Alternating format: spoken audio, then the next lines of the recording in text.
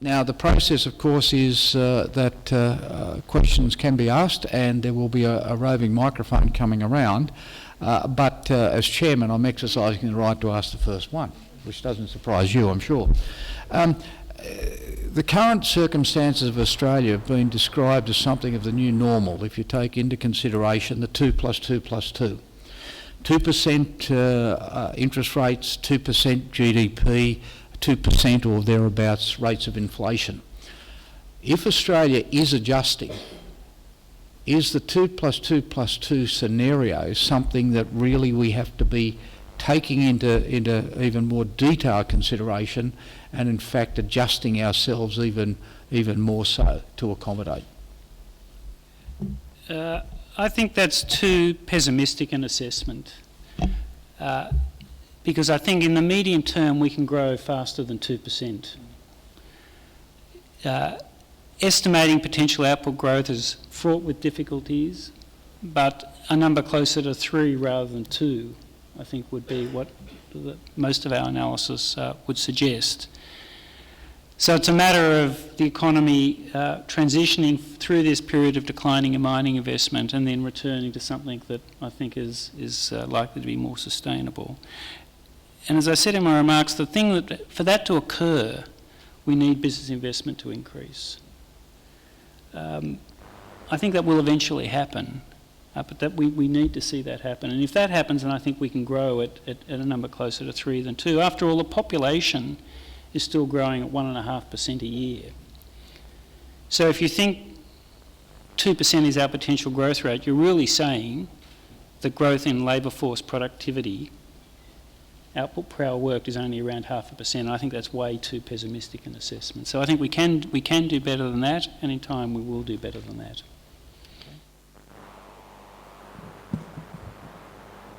Who you are, ask a question rather than perhaps engage in a dialogue, that'd be great. Thank you. Ben Potter from the Australian Financial Review. Thank you, Dr. Lowe. Recently, or in the last several months, the Governor has talked about business hurdle rates of return, expected rates of return for CapEx being too high or not having adjusted to the new environment regarding growth and cost of capital. I noticed it was left out of your address, and I just wondered whether that's an idea that you've dropped. You've had we had some pretty strong pushback against it from directors of, well, one individual who's a director of BHP and Transurban, who said we invest for 50, 60 years, and we're not going to change our approach because of what may turn out to be a short-term change in the outlook. So I'm wondering if the bank's view on that has changed at all, or you still think business could adjust its sides. Thank you. Our view has not changed there at all. I think I've spoken to a lot of businesses about this, and what I detect is quite a range of experience here. Some businesses have lowered their hurdle rates of return as the cost of financing has come down, but there are many that haven't, that are still using hurdle rates of return that they were using prior to the financial crisis.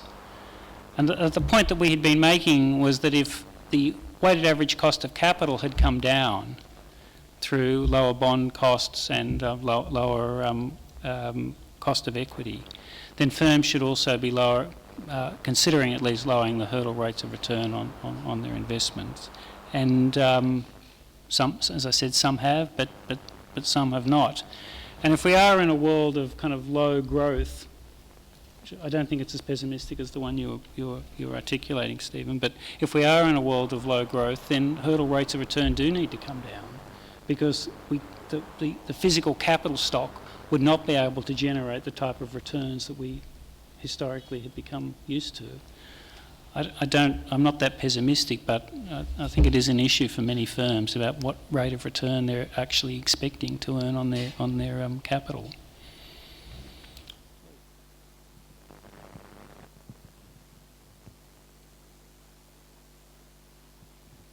Maria Wilton, Franklin Templeton.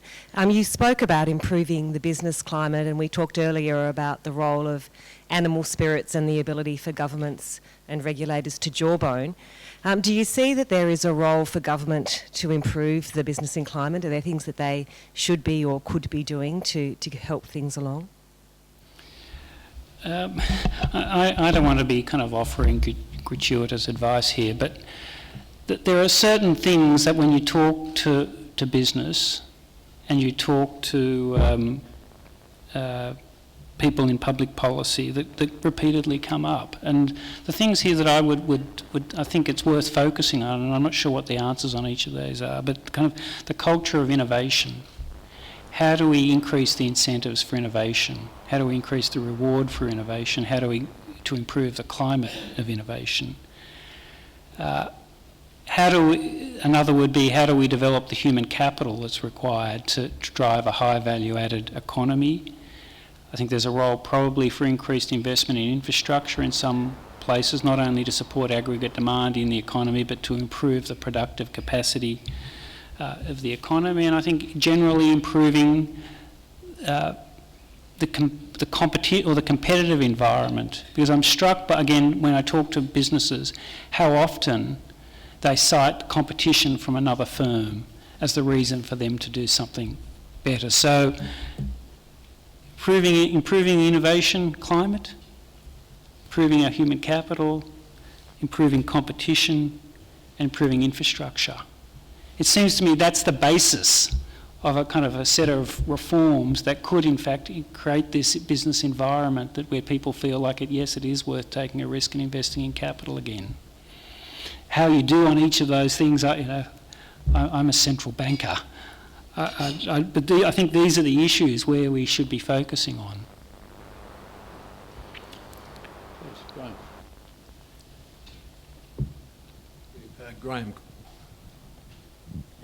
Graham Cray, Blue Scope Steel. Philip, hearing you talk about the investment, lack of business investment, and some good reasons for it, it seems to me the other factor at play is we've come through massive transition, and unwinding, and that other side of the transition is equally massive.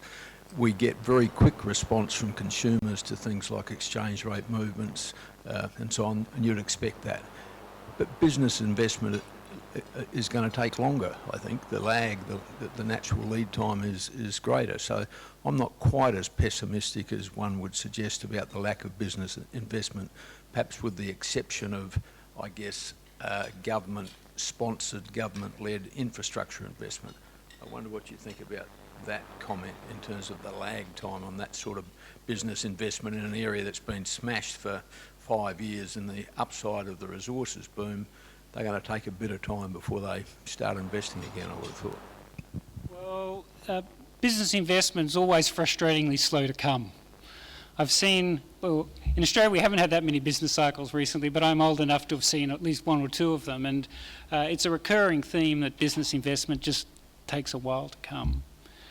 And a point I was trying to make in my remarks was that a number of the preconditions for this to actually take place are now there. The exchange rate's much lower, interest rates are lower, the population's still growing strongly. In many industries, the capital stock or investment in new capital has been barely enough to replace depreciation, so the capital stock relative to output has declined.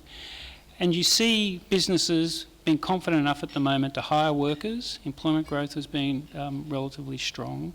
And business conditions, as I showed in one of my charts, are actually above average. Businesses are reporting that current conditions right today, almost in every industry, are above average. So many of the conditions are there. I think this is why we are fundamentally optimistic that the economy will return to a period of stronger growth, because the basic conditions for a pick-up in business investment are there. It's just frustrating, I think, for the community at large that this is kind of not happening, but I think it will come. And I hope you're right. Councillor Rod McDonald from the City of Greater Geelong. It's sort of a double question. Around China, perhaps a decade ago, I was given numbers that up to 80% of Chinese economy was driven by domestic demand, so that because of their strong growth and in the country and the changes that you outlined in your speech before. But does that sort of number still stack up in light of that growth now? And probably the second part you've sort of answered, but it was around the economy and the fluctuations because we're subject to the, obviously the vagaries of the resource prices. What sort of policy settings do you see that could encourage, for example, advanced manufacturing or structural change? I note some of the specifics that you said before, but just thinking about some of the settings that we could actually get the structural change within the country. I'll take the second part first. I don't really have a long list of reforms that would make a difference here. The lower exchange rate, though,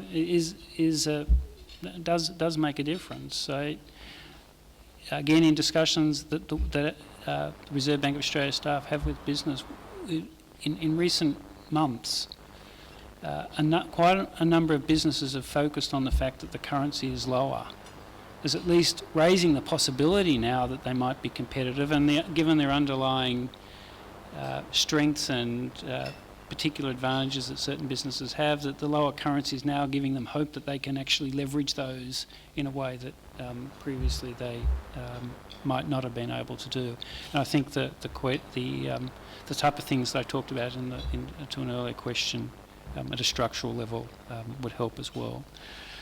In terms of China, I don't know what kind of about the 80% number, but what we're seeing in China is, and this process is, I think, going to go on for a couple of decades, is a fundamental reorientation of the economy. The growth model to date has been based on exports and building infrastructure. And as a result of that, the share of consumption in national income has been unusually low relative to China's history, but also unusually low internationally. So the household sector has not got a very large share of national income, and of the share they've got, they've saved a lot of it because people weren't sure about social security, they weren't sure about education, they weren't sure about kind of the health system. So people saved for these things, and the economy is now going through a period of transition where more income is going into the household sector, and over time, hopefully, households will be prepared to spend a greater share of that income that they get. And so that's changing the nature of Chinese growth. It's no longer, in the next decade, it won't be as heavy emphasis on exports or on infrastructure. And that has implications, I think, for us about the type of trade relationship we need to develop with China. It needs to go beyond exporting resources to other areas of our comparative advantage. That would include agriculture, services, tourism, and as you highlighted, high-tech manufacturing. So as China evolves, I think our trade relationship with China does and will evolve as well. Please. Russell Yardley, I'm on the board of Nectar, soon to become Data 61 with CSIRO. I am encouraged by your comments about focusing on the issue of innovation. When you look at the indices, Australia is usually in the OECD 30 out of 30 in terms of collaboration around innovation and science. What sort of financial incentives, what sort of financial reforms do you think are needed to help encourage the investment in innovation and science and research? I'm straying way beyond my area of competency here, so I can only reflect the type of things that I read. And the two things that kind of strike some resonance with me, the relatively poor record that Australia has of collaboration between the universities and businesses. Some people dispute that, but the international scores, we do not rank particularly highly there. So that is obviously one area there that is kind of a candidate to look at. And the other is, I think, kind of the general incentives that are set up through the tax system and the bankruptcy code. Most economic actions are driven by incentives. It's something you learn very early on in economics. And so what can public policy do to change the incentives for innovation? And I think the tax system and the bankruptcy code are two areas, again, that it's worth taking a look at. But I don't want to kind of advocate particular policy changes here, but I think they're the areas and I'm back on the universities, the kind of the incentive structure again within the universities for them to collaborate with business. There are some kind of fantastic examples, but there aren't enough of them. And how do universities change their own internal incentive structures to encourage a deeper relationship with business? Well, case studies, of course, Philip, the University of Wollongong. But if I could just jump in with a question, there has been an emphasis in any of the discussion about Australia adjusting around reform, and the word itself has sort of grown in meaning to different people. The Governor recently at the Economic Reform Summit in Sydney suggested that the word reform needed to be replaced, and I think he talked about growth. I wonder, in terms of the bank's attitude to just growth as opposed to any reform mechanisms that might be needed to sustain that growth, are the two mutually exclusive, or are we in fact, we're talking about something different, or are we talking about something that actually is the same? Doesn't matter what it's called. I think it's really an issue of semantics, but an important one. Because when you talk about reform, the general public, you often get a sense that, it's all a bit boring. Not for this audience. Not for this audience, but for the community as a whole. It's kind of technical, it's hard work, it's kind of not that interesting. I've heard this before. So people don't really relate to the kind of the need for reform, but the idea that the economy needs to grow more strongly, it needs to generate stronger growth in wages, stronger growth in real living standards, stronger growth in our collective wealth. That's something that people can relate to, and so it's really about the framing. If we frame the question as how do we reform, then you lose people straight away. If you frame the question as how do we grow the pie, how do we grow our real incomes, how do we grow our wealth, that's something that's much easier, I hope, for people to kind of catalyse around. But you obviously need to do the kind of hard work on reform to get the growth, but maybe framing the question about how do we get growth is a better way of framing the question. And if you look, as I remarked in my talk, if you look at real income per capita in Australia, today it's no higher than it was in the beginning of 2008. So that's a pretty good measure of kind of average living standards. If you go the 15 years before that, real income per capita grew at around 2.5% a year for 15 years. In the 1990s, it was productivity growth. Then in the 2000s, it was a lift in the terms of trade. And right through that period, we had a very favourable demographic with the share of children in the population declining. But the demographic dividend's over. The terms of trade are declining, and productivity growth is slower than it was in the 1990s. So the whole kind of wealth generation mechanism, the whole the way our average living standards were rising, that's all changed, and we need to kind of refocus the discussion on how to get back to having our real income per capita, which is ultimately the measure of economic success we have. How can we get that to grow again?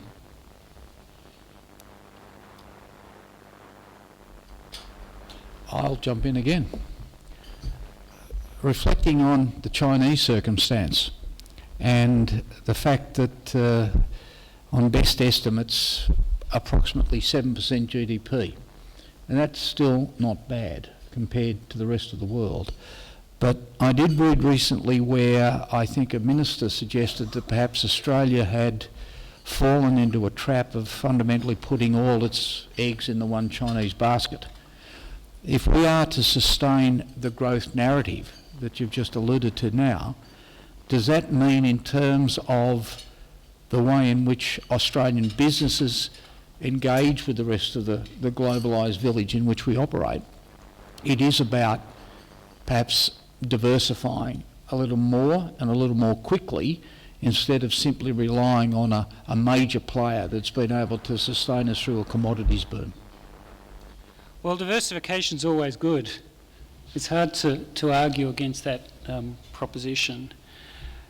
But China still offers us tremendous opportunities. I spoke in my remarks, or I think maybe a bit earlier, about the shift in demand that's going on there, and that opens up tremendous opportunities for us. So I don't think we should worry that too much of our economic effort is devoted towards China, but we do need to diversify where we can. And if you think about India, it's quite possible that the next decade and a half or 2 decades is a very good period for India. And again, we have strong business relationships and the kind of a large number of Indian nationals who've migrated to Australia. So I think there are kind of opportunities right across the region. We shouldn't kind of feel bad about having a deep, developed relationship with the economy that will ultimately be the largest economy in the world one day.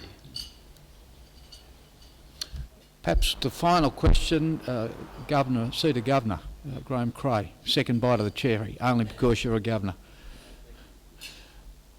Thank you. Philip, just in support of that last comment about China remaining a big opportunity, I think we tend to get locked into the thinking about 7% growth. It used to be 7.5% and it used to be 8%.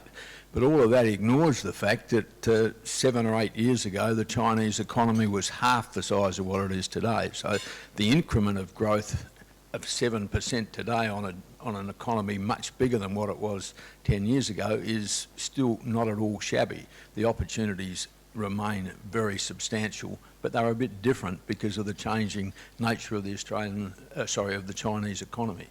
Is that a fair comment? 6 or 7% growth is the new 12, or it's really the same 12, because China's economy growing at 7% now is very similar to, in terms of the quantum of additional output, is very similar to 12% growth not that long ago.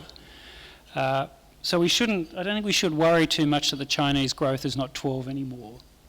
It's going to be, in the next couple of years, probably 6 or 7, roughly 6 or 7%, and that's still a large increase in the quantum of global output. And as I've said a couple of times, that the nature of the opportunities that China offers us is changing. But there are opportunities there, and I can see them right across the board. You just look at the tourism industry, the number of Chinese nationals that are now taking holidays in Australia, it's staggering, the growth there, and we're probably only on the early cusp of that. And in a number of other services industries where Australia has a reputation for delivering high quality, innovative services, there's tremendous opportunity, and in agriculture one could say the same. So China's obviously going through a difficult transition in a way, the same way we are, but we shouldn't lose sight of the fact that in the end this is going to be good for us if we can take advantage of those opportunities. There are risks, of course. The more concentrated your portfolio, the greater the risk. So they're risks that we need to manage, but we shouldn't become so risk averse that we want to minimise that risk and give up the fantastic opportunity that still lies ahead of us there with that relationship. I think that's probably a good place to leave the conversation this afternoon. On your behalf, on our collective behalf, can I offer a very sincere vote of thanks to Dr. Philip Lowe. The man himself is, as you can see,